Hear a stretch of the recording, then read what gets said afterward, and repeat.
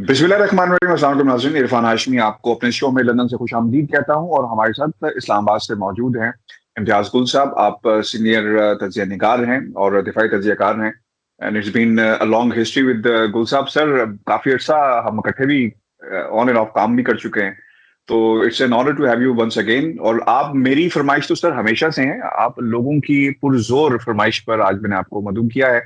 Last जो हमारा show था आपके साथ बड़ा ही थॉट प्रोवोकिंग था, इस पे बहुत जबरदस्त फीडबैक मुझे आया। आज कुछ सवालात हैं अवाम के जो मैं आपके साथ सर शेयर करना चाह रहा हूं और आप you have to address them. पहला जो मसला है, आपको याद है कि हमारी एक बात भी हो रही थी इनफॉर्मल सी, जिसमें आपने कहा कि यार इरफान, पाकिस्तान के अंदर मसाइल ब्यूरोक्रेसी ने बहुत ज्यादा क्रिएट किए हैं and this is one of the challenge which Imran Khan is facing right now. Number one. Number two sir, और भी बहुत सारे चैलेंजेस हैं जहांगीर तरीन साहब की शक्ल के अंदर। फिर कोई ना कोई अपने ही घर का बंदा निकलता है, स्कैंडल निकल आता है रिंग रोड जैसा। तो सर ये चैलेंजेस, मेरा ख्याल है कि इसको वन बाय वन लेते हैं। Coming back to bureaucracy, challenges क्या है सर? ब्यूरोक्रेसी क्यों तंग कर रही है? बल्कि आप तो मुझे बल्कि बता रहे थे कि यार ये इरफान, ये तो किया धरा रिंग रोड भी किसी ब्यूरोक्रेट का ही है। देखिए, ब्यूरोक्रेसी तकरीबन हर मुल्क में मौजूद होती है। हर मुल्क की हुकूमतकारी में उनका बड़ा कलीदी किरदार होता है।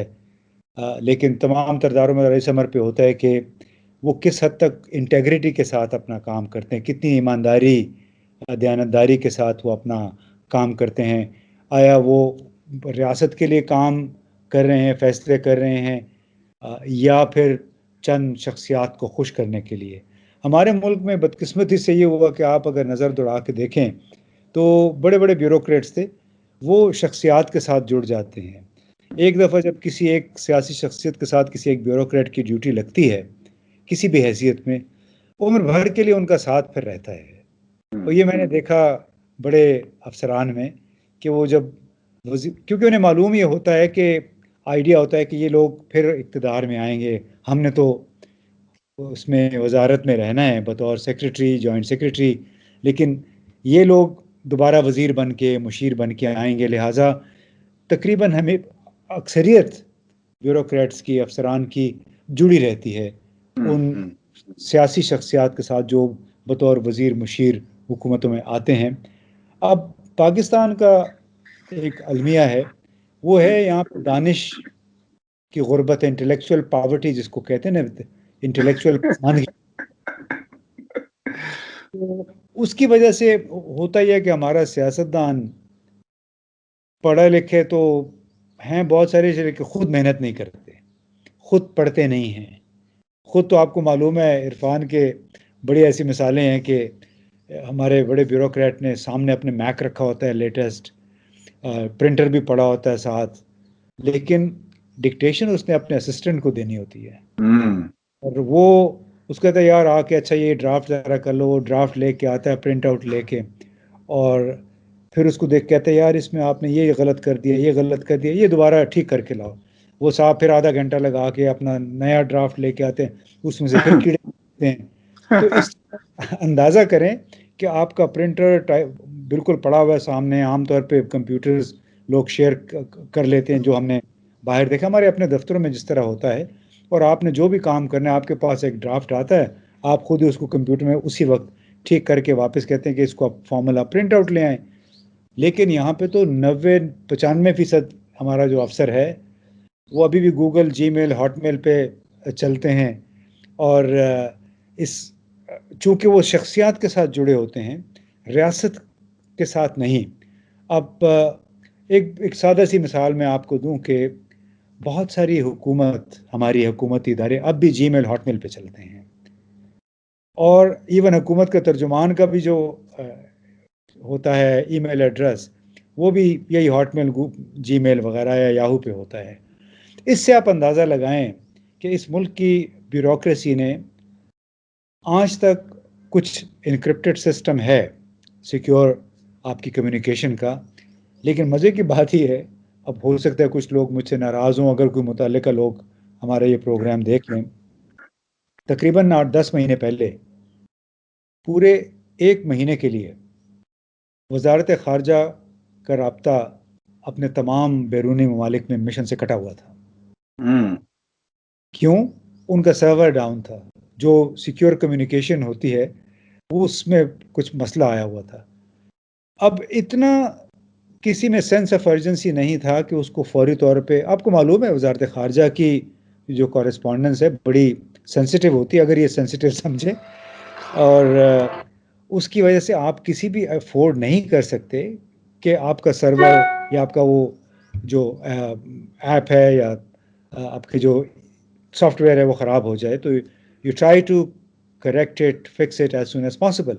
اور یہ مجھے ایک سفیر صاحب نے بتایا کہ آپ کسی کو نہ بتائیں. اب چونکہ سال گزر گیا تو چلے میں بتا دیتا ہوں کہ وہ بھی ایک میرے لیے ایک شوق تھا وہ، کہ کس طرح جو وزارت خارجہ جس کو آپ سمجھتے ہیں کہ سب سے اچھی وزارت کے طور پہ کام کر رہی ہوگی، اور اس میں اس قسم کے چیز آپ بالکل پرامپٹلی ایک دوسرے کے ساتھ کمیونیکیٹ کرتے ہیں، وہ نہیں کر پائی. اب اس کی بنیادی وجہ اس بیوروکریسی کی ہے کہ یہ ہر بندہ اپنے پریویلیجز پہ، اپنی پروموشنز پہ لگا ہوا ہے، بس اپنی نوکری کر رہے ہیں، کوئی کمیشن کے ساتھ کام میرا خیال ہے نہیں کرتے، جس کی نہیں ہو وجہ رہا. جی سوری، میں آپ کی بات کاٹ رہا ہوں. پنجاب کے اندر آپ بے بیوروکریسی کچھ ہے. چین کیونکہ میں سوری، آپ بے چین ہو رہے ہیں کیونکہ میں تھوڑا سا شاید ہٹ گیا ہوں موضوع سے. نہیں، you are right on the track. لیکن پنجاب کے اندر بیوروکریسی نہیں، جو کچھ ہوا ہے یہ بیوروکریسی کا اثر کیا دھرا ہے جو کچھ پنجاب کے اندر ہوا. پنجاب کے اندر کیا ہوا؟ سر وہ ڈلیور نہیں کر پائے. خبریں یہی بتاتی ہیں، حالات یہی بتاتے ہیں. افسانہ جو لکھا جا رہا ہے کہ پنجاب ڈلیور نہیں کرا، بزدار صاحب کو خدا کے لیے بدل دیں. سر یہ مسئلہ بیوروکریسی کا ہے. فائلیں آگے نہیں جانے دی جا رہی، وہ اندر ہی گھوم رہی ہیں.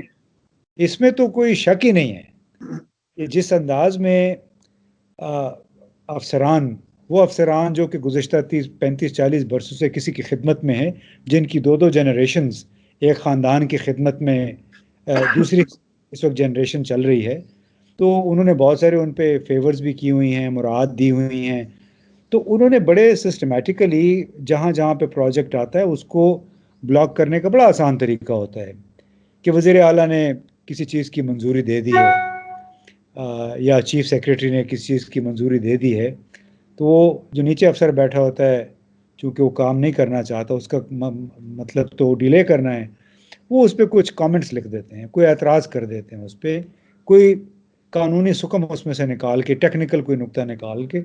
جیسا کہ قطر میں ہوا، آپ نے بتایا تھا کہ وہ پاور پلانٹ نہیں لگ سکا. انہوں نے کہا کہ جا کے ماحولیات کی جو ایجنسی ہے اس سے کلیئرنس لے کر آئیں. ہاں، وہ اس طرح انہوں نے اس معاملے کو، ایک ارجنٹ معاملے کو اپنے انوائرمنٹل پروٹیکشن ایجنسی کے حوالے کر دیا کہ جیسے پاکستان میں کبھی کوئلے کا پلانٹ لگا ہی نہیں ہے. حالانکہ آپ دیکھیے کہ شہباز شریف صاحب نے جو نندی پور کا پلانٹ ہے، پاکستان کی تاریخ میں ایک بہت بڑا سکینڈل اس لحاظ سے ہے کہ اس کے لیے، اس پلانٹ کے لیے کوئلہ آتا تھا یا آ رہا ہے جنوبی افریقہ سے، پورٹ قاسم پہنچتا ہے، پورٹ قاسم سے پھر کھلی ٹرین میں، یعنی آپ اس کا انوائرمنٹل اس کا نقصان، کوئلہ کھلی ٹرین میں، کھلے ٹرکوں میں 1400 کلومیٹر کا فاصلہ طے کر کے نندی پور پہنچ کے وہاں پہ پھر جلایا جانا ہے. آپ تصور کریں کہ اس صورتحال کے باوجود انہی کے لوگوں نے جو کہ یہاں پہ بیٹھے ہوئے تھے، انوائرمنٹل پروٹیکشن ایجنسی کے حوالے کر دی کہ آپ ذرا امپیکٹ اسسمنٹ تو کر لیں کہ گوادر میں جب کوئلے کا پلانٹ لگے گا، حالانکہ پورٹ قاسم پہ آلریڈی کام کر رہا تھا وہ، اور پورٹ قاسم کوئی سے اتنی دور تو نہیں ہے. سو یہ تھا، اس طرح آپ چیزوں کو ڈیلے میں ڈالتے ہیں. رائٹ سر ایک اور، اب چونکہ بات ہماری بیوروکریسی کے حوالے سے ہی ہو رہی ہے، یہ رنگ روڈ کا سر کیا معاملہ ہوا ہے؟ ایز ہماری جو پہلے بات ہو رہی تھی، کہیں نہ کہیں یہاں بھی بیوروکریسی کا قصور ہے سر. اور ایک جس طرح خبر کو ایک چینل نے تو سر سارے پروگرامز کے اندر یہی ایشو تھا اور اس کو اٹھایا گیا، اور پھر ترین صاحب کا بھی ایشو باقاعدہ اس کو اٹھایا گیا. تو اس طرح سے والے پہ روشنی ڈالیں کہ بیوروکریسی نے کیسے ڈیمیج کیا ہے، کیا ہوا کیا ہے اصل میں رنگ روڈ کے معاملے میں. دیکھیے، میں آسان الفاظ میں بتا دیتا ہوں کہ رنگ روڈ اوریجنلی یہی تھا کہ آپ نے راولپنڈی کے اوپر ٹریفک کا پریشر کم کرنا ہے، تاکہ وہ ٹریفک جو کہ اسلام آباد پنڈی کے درمیان میں سے ہو کے جاتی ہے، وہ باہر سے ہوتے ہوئے بالکل ماگلا روڈ ہے وہاں سے آ کے پھر سیکریٹریٹ وغیرہ کسی نے جانا ہے تو چلا جائے. ٹھیک ہے جی. تو اوریجنلی یہ کوئی یا 40 کلومیٹر کا رنگ روڈ ہونا تھا. اب ہمارے 2-3 اسسٹنٹ کمشنرز، ڈپٹی کمشنرز جن کو اب معطل کر دیا گیا ہے، انہوں نے بڑا کمال دکھایا. اب ان کو سینکشن تو ہو گیا تھا کہ آپ نے یہ زمینیں بھی آپ ایکوائر کر لیں، یہ نقشہ مطلب بنیادی طور پہ اصولی کہتے ہیں نا منظوری دی گئی تھی. انہوں نے یہ کیا اپنے دوست احباب کے ساتھ مل کے، جو بیوروکریٹس یہاں پہ وزیر اعظم ہاؤس میں سیکریٹریٹ میں بیٹھے ہوں گے، چیف منسٹر سیکریٹریٹ میں، کیونکہ بزنس مین تو ہر حکومت میں ہوتا ہے اور ہر حکومت کے ساتھ ان کے تعلقات ہوتے ہیں، یعنی بیوروکریٹ کے ساتھ. سو ان ماشاء اللہ زبردست ہمارے جو مخلص اور دیانتدار چیف کمشنر، اسسٹنٹ کمشنر تھے، انہوں نے جناب اس میں کم از کم 26 کلومیٹر کا اضافہ کر دیا. اب وہ ایسے ہی کیا کہ جیسے آپ کا ایک کندھے سے اگر میں نے ناپ لینا ہے، یعنی دوسرے کندھے پہ پہنچنا ہے، تو اس کو تیرا کہتے ہیں نا، یعنی تیرا ایک اسٹریٹ لائن ہے مثال کے طور پر. تو یہ آپ کا تیرا بنتا ہے، ہوتا ہے 20-22 کا آپ کا تیرا ہوگا. لیکن انہوں نے یہ کیا کہ تیرا یہاں سے لے کے پے ٹیپ لے کے اور یہاں پیچھے سے گزار کے پھر آگے سے ٹھیک ہے. اب اس سے یہ 26 کلومیٹر اس میں اضافہ ہو گیا ہے. اور یہی کاسٹ بڑی ہے، یہی کاسٹ کا ذکر کر رہے ہیں کہ جی اضافہ ہو گیا. نہیں دیکھیں، یہ میں آپ کو پہلے یہ بتا رہا ہوں. تو انہوں نے کیا یہ کہ بنیادی طور پہ مختلف ہاؤسنگ سوسائٹیز ہیں، ان کے لوگ ان کے پاس ہے کہ جی اس کو ذرا ہمارے ساتھ بھی ٹچ کر لیں، آپ ہماری سوسائٹی ادھر ہے، اس کو ذرا ادھر بڑھا دیں. تو 3-4-5 ایسے مقامات آئے کہ جہاں سے انہیں اس سوسائٹیز کے پاس سے گزارتے 25 کلومیٹر 26 کلومیٹر کا اضافہ ہو گیا. اچھا، یہ بالکل ایسے ہی ہوا جیسے جب M1 یعنی ہماری موٹر وے 1 جو پشاور اسلام آباد کی تھی، یہ جب بن رہی تھی یا جب ڈیزائن ہوئی تھی، تو یہ تھی مشکل سے کوئی 140 کلومیٹر بنتی تھی. جب ایکچوئل اس کا جو نقشہ پھر پاس ہوا، جس کی بنیاد پہ فنڈنگ ہوئی، وہ کوئی 166 کلومیٹر بن گئی. یہ نواز شریف صاحب کے زمانے میں، اور اعظم ہوتی اس وقت کمیونیکیشن کے منسٹر تھے. انہوں نے کہا کہ نہیں، یہ چونکہ میں سوابی سے ہوں، یہ سوابی کے قریب سے گزرنی چاہیے. صحیح ہے. قریب سے جب گزری تو اس میں یہ 25 کلومیٹر کا اضافہ ہو گیا. یہی کام ابھی رنگ روڈ کے ساتھ ہوا ہے. اور ہوا یہ کہ اتنی پھرتی انہوں نے دکھائی کہ بیوروکریٹ آپ کو معلوم ہے کہ ایک کاغذ پہ دستخط کرتے کرتے کئی ہفتے لگا دیتے ہیں. وہ یہاں پہ انہوں نے زمین ایکوائر کی چیف کمشنر، کیونکہ ان کو تو گو ہیڈ دے دیا گیا تھا کہ آپ کر لیں جو زمینیں جس کی آ رہی ہیں. ان کو پیمنٹس بھی ہو چکی ہیں. وہ زمینیں مطلب 2-3 مہینے کے عمل کے دوران کتنے 100 لوگ تھے جن کو پیسے بھی دے دیے گئے، وہ زمینیں حکومت پنجاب کے نام منتقل بھی کر دی گئی، اور اس پہ ابھی ٹینڈر بھی ہونے والا تھا. اب کاسٹ کی جو آپ بات کر رہے ہیں نا، اس کے لیے اس حکومت نے تو یہ کیا تھا کہ پچھلی حکومت نے بار پچھلی حکومت کی بات آتی ہے بدقسمتی سے، انہوں نے جو چین میں نیا بینک بنا ہے، ایشین انفراسٹرکچر ڈیولپمنٹ بینک، اس سے کوئی $400 ملین کا قرضہ مانگا تھا کہ یہ ٹرن کی بیس پہ ہم یہ پروجیکٹ کریں گے، تو آپ ہمیں اس کے لیے قرضہ دیں. لیکن جب یہ حکومت آئی ہے تو انہوں نے، جو میری معلومات ہے، انہوں نے قرضہ لینے سے معذرت کر لی، کیونکہ ان کو یہ بتایا گیا کہ آپ لوکل پرائیویٹ پبلک پارٹنرشپ کے تحت یہ کر لیں، تو جس کمپنی کو بھی آپ دیں گے اس کو کوئی بنائے ٹرن کی بیسس پہ، وہ آپ کے کچھ عرصے کے بعد حوالے کر دیں گے، ٹول فیس وغیرہ کر لیں، مینٹین بھی وہ کچھ عرصہ کر لیں گے. اب اس سے کئی لوگوں کے کمیشنز بھی مارے گئے. آپ کو معلوم ہے کہ اگر حکومت کے اگر قرضہ آ جاتا تو پھر کون پوچھتا ہے، وہ کہتا ہے کون سا ہمارے باپ کا مال ہے. تو اس چکر میں انہوں نے پھر دھڑا دھڑ 2-3 مہینے، کچھ ہمارے جاننے والے تھے ان کو بھی پیمنٹ ہوئی، ان کی ادھر زمینیں ہیں. تو یہ بنیادی رنگ روڈ کا ایشو ہے کہ چونکہ ان لوگوں کے آپس کے ان کے سٹیکس تھے، ان کے مفادات تھے، اس میں معاشی مالی مفادات تھے، جس کی وجہ سے انہوں نے 2 مہینے کے اندر زمینوں کے معاملات طے کیے، پیسے دے دیے اور ساری ٹرانسفر ہو گئی. ہاں، اب جب ایونچولی ظاہر ہے جب پبلک پرائیویٹ پارٹنرشپ کی بات آتی ہے تو اس میں حکومت کی کوئی ایکویٹی تو آئے گی، تو ظاہر ہے وہ حکومت کی ایکویٹی 25-26 کلومیٹر کے حساب سے زیادہ ہو جائے گی. لیکن بنیادی طور پہ یہ بننا تھا ٹرن کی بیسس پہ، اور پوزیشن والے اور کوئی بات یہ نہیں بتا رہے کہ یہ بننا ہی تھا آپ کا پرائیویٹ سیکٹر کو لا کے انوالو کر کے ان کے پیسے استعمال کر کے، اور آپ نے یہ رنگ روڈ بنایا. سوال جو اٹھایا جا رہا ہے نا زلفی بخاری کے حوالے سے اور وزیر جو ہوا بازی ہیں ان کے حوالے سے، تو سر یہ زلفی بخاری صاحب کا کتنا کا ہاتھ ہے؟ کیونکہ وہ تو کہتے ہیں کہ جی ننیال کی زمینیں ہیں، میرا کوئی تعلق نہیں ہے۔ دیکھیے عرفان، مجھے سچی بات ہے نہیں پتہ، اس وقت تو جتنے منہ اتنی باتیں۔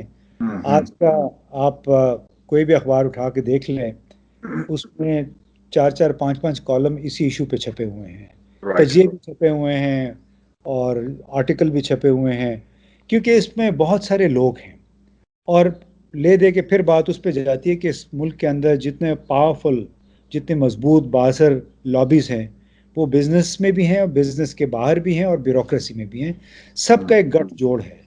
ہر حکومت میں یہ رہا ہے، اب زلفی بخاری کس حد تک اس میں ہے یا غلام سرور خان کس حد تک ہے، یہ تو ابھی انکوائری ہوگی، پتہ چل جائے گا۔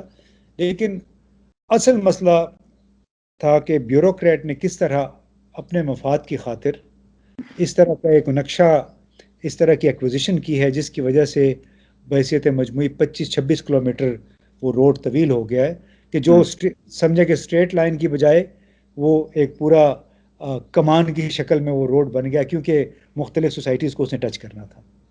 سر یہ تو جو بیوروکریٹک فرنٹس ہیں جہاں پہ اس حکومت کو چیلنج رہا پنجاب میں بھی، اور باقی ساری فائلز جو پروجیکٹ مکمل نہیں ہو پا رہے، متعدد بار مختلف پلیٹ فارم سے گزرا بھی ایک بات کرتے رہے۔ سر ایک اور پریشر گروپ ہے، اور یہ ایسا گروپ ہے پنجاب کے اندر، بعض خبریں آ رہی تھی جس سے میں نے حوالہ دیا کہ ایک چینل نے تو سارے پروگرام ہی اس ایشو پہ جہانگیر ترین کے کر دیے، اور اس میں وہ دیکھ رہے تھے کہ نام بھی لے لیا گیا، حلف بھی اٹھا لیا گیا، اور اب یہ ہو جائے گا وہ ہو جائے گا۔ جہانگیر ترین فیکٹر آپ کو لگتا ہے کہ ان کو جگایا گیا ہے؟ یہ نیند میں سوئے ہوئے تھے تو کسی نے ہاتھ لگا کے کہا کہ جناب اٹھ جائیں اور عمران خان صاحب کو ذرا ٹکر دیں؟ آپ کو لگتا ہے خود کسی نے اٹھایا ہے نہیں سوتے ہوئے؟ دیکھیے ابھی جو حالات ہے وہ لگتا یہ ہے کہ ایک تصادم کی طرف کسی حد تک جا رہے ہیں۔ میرا خیال ابتدا میں تھا کہ نہیں، ایسے نہیں ہوگا، لیکن جس انداز میں اب جہانگیر ترین گروپ باقاعدہ باضابطہ طور پہ سامنے آ گیا، اور خیبر پختونخوا میں بھی اس کی بازگشت سنائی دے رہی ہے، تو اس سے یہ لگتا ہے کہ اس کو ایک علیحدہ پریشر گروپ بنا کے، اور جو کئی لوگوں کی خواہش ہے کہ عثمان بزدار کو تبدیل کیا جائے، ان کو ہو سکتا ہے تبدیل کرنے پہ مجبور کر دیا جائے۔ لیکن اگر وہ، جسے ہم نے شاید پچھلے پروگرام میں بھی کہا تھا کہ جو عمران خان کا مزاج ہے، وہ پھر صرف بزدار کو تبدیل نہیں کرے گا، وہ شاید خود بھی تبدیل ہو جائے، خود بھی یا تو سٹیپ ڈاؤن کر لے، یا پھر اسمبلیاں خط تحلیل کروا کے براہ راست ہو سکتا ہے صدارتی نظام رائج ہو جائے، جو کہ سب کو سوٹ کرتا ہے موجودہ حالات میں۔ آپ کو سر یہ بھی دیکھنا ہوگا کہ ان حالات کے اندر عمران خان صاحب ڈٹے ہوئے ہیں، اور وہ یہ کہتے ہیں، آج بھی تقریب انہوں نے کہا کہ یہ لوگ جو بڑے بڑے لیڈرز باہر بیٹھے ہوئے ہیں ان کو میں واپس لا کر چھوڑوں گا۔ تو کہیں نہ کہیں ڈیل جو کوشش کر رہے تھے، اور جس کا حوالہ انہوں نے آج دیا بھی کہ این آر او مانگ رہے ہیں، کوشش کر رہے ہیں۔ زبیر صاحب بھی کہتے ہیں کہ ہماری صلح ہو گئی ہے، پہلے صلح نہیں تھی اسٹیبلشمنٹ کے ساتھ، اب گاڈ نوز کہ یہ کس طرف جا رہی ہیں چیزیں۔ آپ کو یاد ہے سر، پہلے تو آئی ایس پی آر نے اس کی باقاعدہ بھرپور تردید کی تھی کہ جناب آئے تھے، ملاقات ہوئی تھی، اور پھر اس کے اوپر ریئیکشن لندن سے بھی آیا۔ تو اب تک ریئیکشن نہیں آیا زبیر صاحب کی بات کے بعد کہ جی ہماری صلح ہو گئی ہے، خاموشی ہے سر۔ وہ دیکھیں ابھی پتہ چل جائے گا کہ واقعی صلح ہوئی ہے کہ نہیں۔ اب اس میں اس وقت جب آئی ایس پی آر کی طرف سے بیان آیا تھا، تو یہ پھر سوال اٹھایا گیا تھا کہ جی انہیں ضرورت کیا ہے یہ آئی ایس پی آر کی طرف سے بیان دینے کی، یہ سیاست معاملات میں کیوں بولتے ہیں؟ اب اگر دوبارہ نہیں بولتے ہیں تو اس کے اوپر بھی ان کو پکڑا گیا کہ وہ بول نہیں رہے، اس کا مطلب ہے کہ اندر سے کوئی ڈیل ہو رہی ہے۔ تو مجھے اس بات پہ ایک بات ضرور ہے کہ عمران خان میرا خیال ہے ایک ایسی اب مقام پہ پہنچ گیا ہے کہ اگر اس نے لچک نہ دکھائی تو وہی ہوگا جس کا بھی ہم نے پہلے ذکر کیا، کہ پھر یہ اس سسٹم، اس حالات میں اس نظام کا چلنا بڑا مشکل ہوگا۔ بہت شکریہ سر آپ کے وقت کا۔ Viewers, budget time is very important, اس کے بعد بڑے بڑے فیصلے ایکسپیکٹ کیے جا رہے ہیں، انتظار ہے بجٹ پاس کروانے کا، اور پھر شاید پاکستان کا سیاسی منظرنامہ مختلف تبدیل ہو جائے۔ مجھے اجازت دیجیے، اللہ نے کے بعد۔